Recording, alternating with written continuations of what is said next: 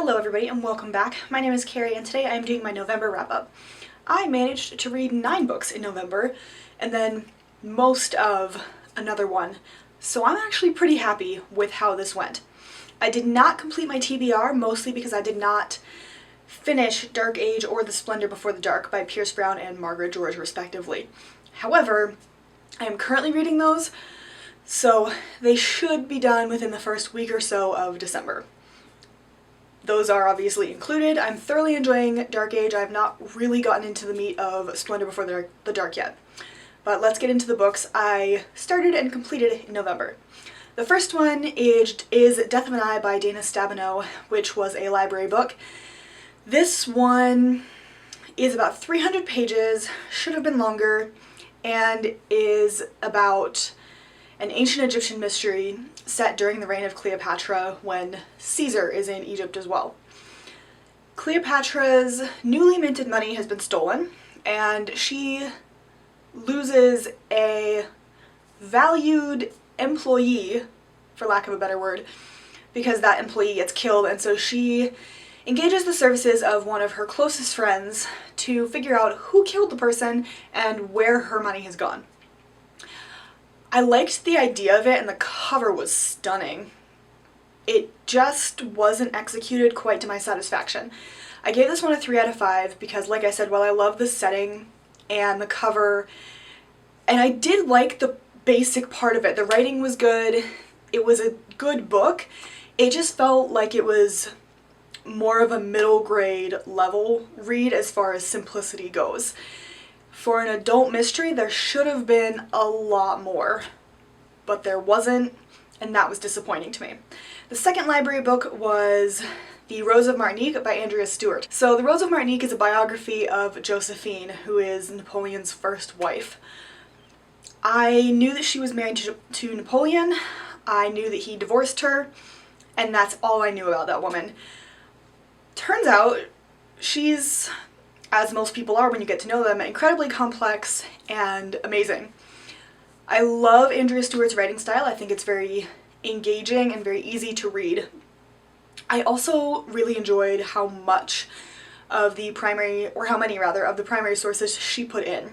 She has pages of letters in there, and they're not pages of letters in the sense that she just took and pasted and copied letters between Napoleon and Josephine, or Josephine and anybody else for that matter, into the book, although there are snippets. But that's what I really like about reading nonfiction a lot of the times, is you get to read from these people's words. Napoleon was surprisingly sexual during the first year or 5 of their marriage. Not what I expected from the 19th century at all. So that was an interesting little twist. I also didn't know that Josephine was from Martinique, or that she was married before Napoleon, that she didn't have kids with Napoleon, but she had 2 with her first husband. There was a lot packed into that book, and I thoroughly enjoyed it. Like I said, good writing, good pacing, it was great. I think I gave it a 4 out of 5. Mostly because there were some parts that seemed to drag a little bit, but in all fairness to the author, there were parts of Josephine's life that didn't drag. Oh, that was the other thing. It also got a 4 because it seemed to just completely jump from time to time, and I couldn't always tell whether we were in 1794 or 1832. And mind you, I don't remember when Josephine died, so that could be way after she died. But the point is, the timeline wasn't always clear, and that kind of took it away, the enjoyment I mean, a little bit. So that's why I got 4 stars. Now to the books that I physically own, in reverse order, because that's the order they got piled up on my shelf. So the, I guess, last book I read would be A River of Royal Blood by Amanda Joy. This is a book where there are 2 princesses, and a while ago this queen decided that couldn't possibly have a sister running around if she was going to be queen, so she killed her sister, and now there's a thing called rival heirs. And our main character is one of them. She's the one who nobody thinks is actually going to become the queen because she doesn't have any magic.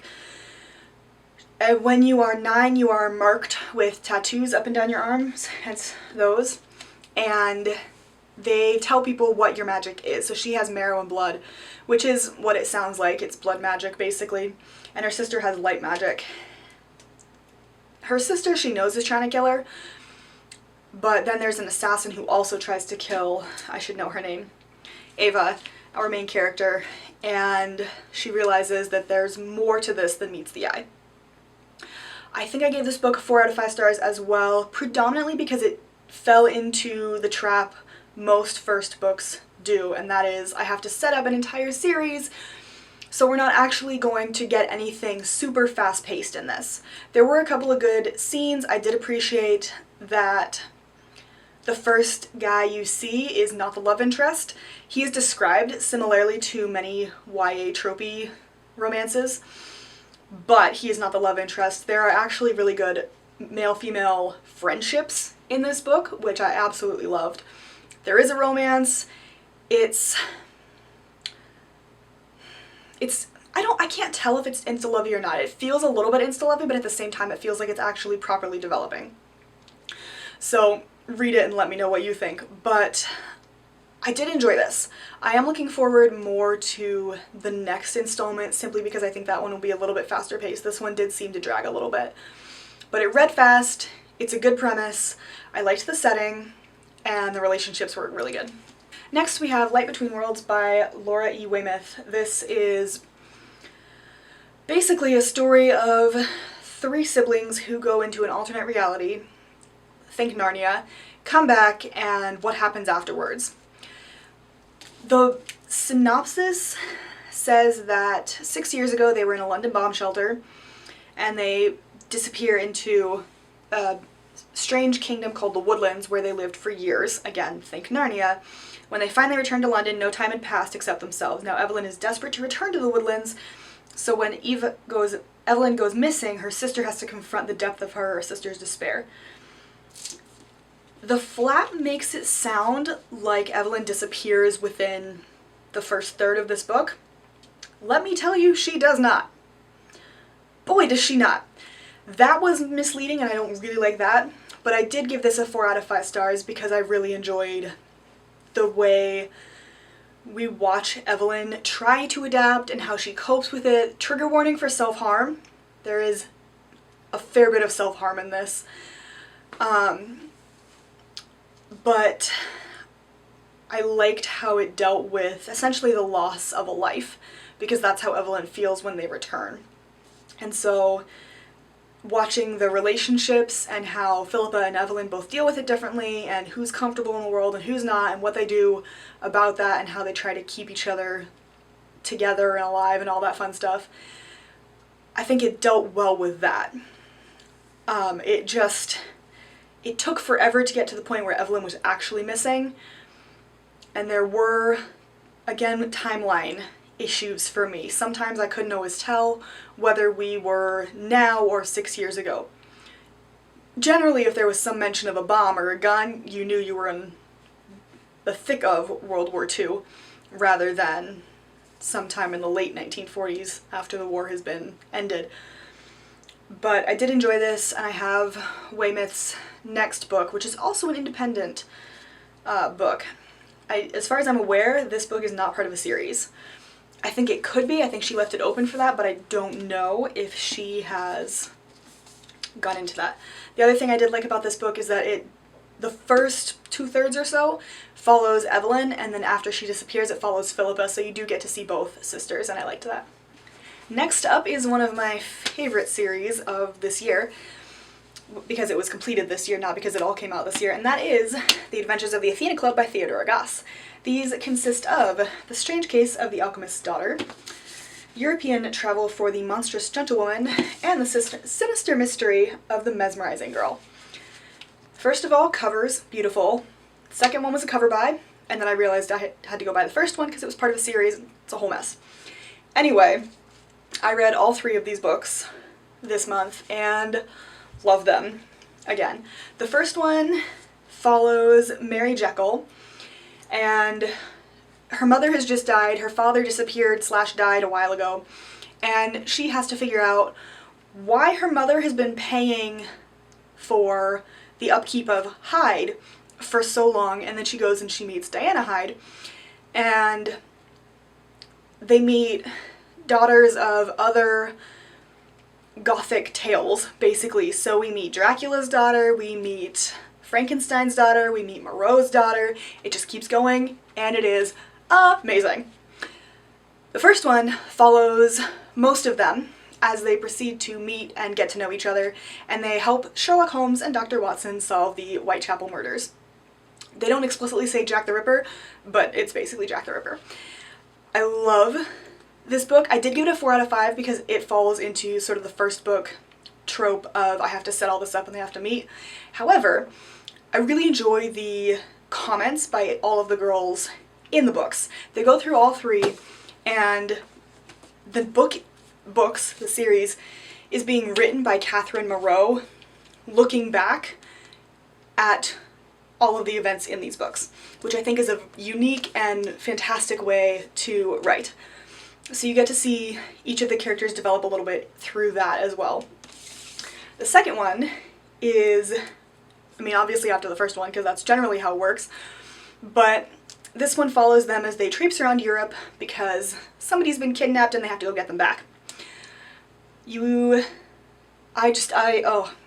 second one definitely got 5 out of 5, as did the third one for me, because I think they are much more, by the way, somebody gets kidnapped in this one too. There's a lot more happening. You get to see the characters really develop in the second and third ones. They meet everybody, so all the characters are in play. There's sort of hints of romance dropped in through all 3. Some of them really do romance, some of them are just like, nope, I'm done. Some of them have quirks that make romance really difficult, and I adore it. Romance is not at all the focus of these books. Perfect. And I love, love, love, love, love how Theodore Goss brings in so many references, basically, from the 19th century. For example, Freud comes into this, obviously Sherlock and Holmes, I do that every time, Sherlock and Watson. Also, Dorian Gray comes into this, and those are just the 3 that I can remember off the top of my head. I love them. They are also, like, basically what every woman wants in a book. They are adventurous, they are smart, they are frugal, they don't shy away from the tough stuff, whether that be romance or going to the bathroom, which a lot of books skip over, and so it's a very Gothic tale, but told modernly, if that makes any sense. I don't know. I don't care.